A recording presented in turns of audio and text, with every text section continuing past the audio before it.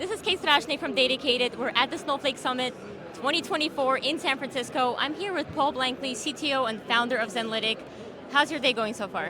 It's going great. How about yours? Having a whirlwind of a great time, learning a lot. The keynotes were great. Everything was awesome.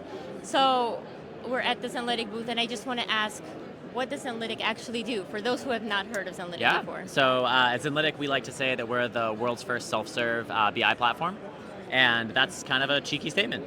So BI tools have been saying for a really long time that they're all sort of self-service, but we really believe that for a BI tool to actually be self-service, it has to work the way humans already do. And humans work through conversation, through back and forth. So that's the way we've designed the product, and that's why we say that we're the world's first self-serve BI platform. Right? How are you actually self-serve? Because you're right, a lot of BI tools do say that. Yeah, and I think there's a distinction here, which is like, what should you be coming up with, and what should you not be coming up with. So you should be able to ask in a self-service platform like net new questions nobody else has asked about. Yeah. But I would say you probably should not be redefining revenue. You have some metrics that your company uses, some ways that you think about things, ways that you categorize things that you need to reuse. Mm-hmm. So self-service actually has a big reuse component to it as well, which is what we've done a lot of work in our cognitive layer to be able to enable that self-service by being able to have a way to take those definitions, that logic, and make that clear to the actual AI system. So you mentioned cognitive layer, and just tell the audience, what does that actually mean, and maybe talk about the differences between a cognitive layer and a semantic layer. Yeah, so a cognitive layer is our next generation version of a semantic layer. Mm-hmm. So we have a lot of the basic components that you need in a semantic layer, which is like the ability to compile SQL, execute joins, things like that. There's three main areas that we've sort of moved past what you would see in a traditional semantic layer.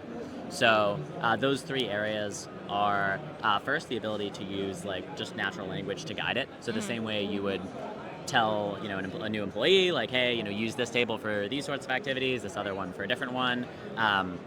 That's something that's sort of native to the tool. The other one is that it's able to iterate.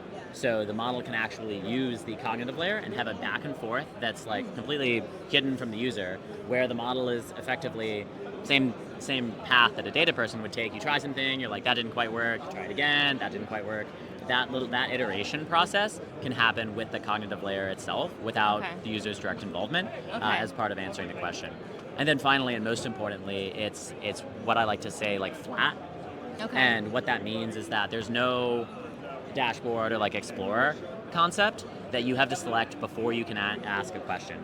So in Tableau, for instance, you'd have to select a dashboard, and then you could ask a question about that dashboard. Yeah. In Looker, you'd have to select an explorer, and then you could ask a question about that explorer. We don't have that, which means you can just come in and ask a question.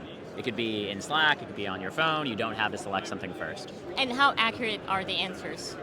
The answers are all based on stuff in your cognitive layer, which means that if you've defined, revenue correctly, it's able to find that revenue and get it for you. And most importantly, that's also interpretable, because there's natural nuance to language. There's, I might ask for revenue, it might show me net when I was thinking gross. Right. That stuff happens. That's just, humans do the same thing. Yes. And the way we try to solve for that is through the cognitive layer, you can just hover over what the results are and see what it's done without having to understand the SQL that's actually getting compiled under the hood. That's much easier. So what clients are really leveraging Zenlytic? So we have a bunch of different customers. We're primarily like mid-market. We have a lot of e-commerce, SaaS, consumer tech, like sort of across the board. Across the board, awesome. And how do you actually partner with Snowflake? So Snowflake is one of the great databases that we sit on top of. And Snowflake is probably the primary database for most of our customers for analytics. So we're running the SQL statements on Snowflake.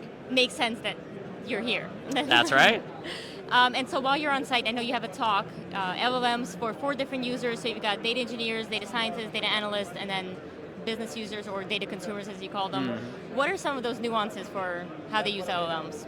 Yeah, so I think one thing is that LLMs, generally speaking, everyone kind of sees that they're powerful and important. They are. But the actual applications of them aren't super clear. Besides the sort of fits everybody. Like everybody can use ChatGPT and get some value from ChatGPT. That's all great, Yeah. but you need to be pretty specific about the different roles and how they can use them.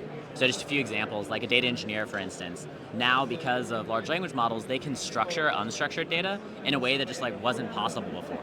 So that's a very specific to their sort of workflow. Structuring unstructured data is Right. now a new thing that they can do. And there's a bunch of other examples that I'll walk through in the talk. That's the idea. That makes sense. Just like any other human, like marketers would use ChatGPT differently than someone in finance might use ChatGPT. So it makes Yeah, sense that we absolutely. need very specific use cases. So Paul, last question for you. Where can people go to learn more about Zenlytic? So you can go to zenlytic.com. You can find me or my co-founder Ryan on LinkedIn. We are pretty active there, post a lot. You really are. And we try, Awesome. And also follow Zenlytic on LinkedIn, on YouTube, on all the social media platforms. Again, this is Kate Strashny from DATAcated and Paul Blankley from Zenlytic. Thanks for listening.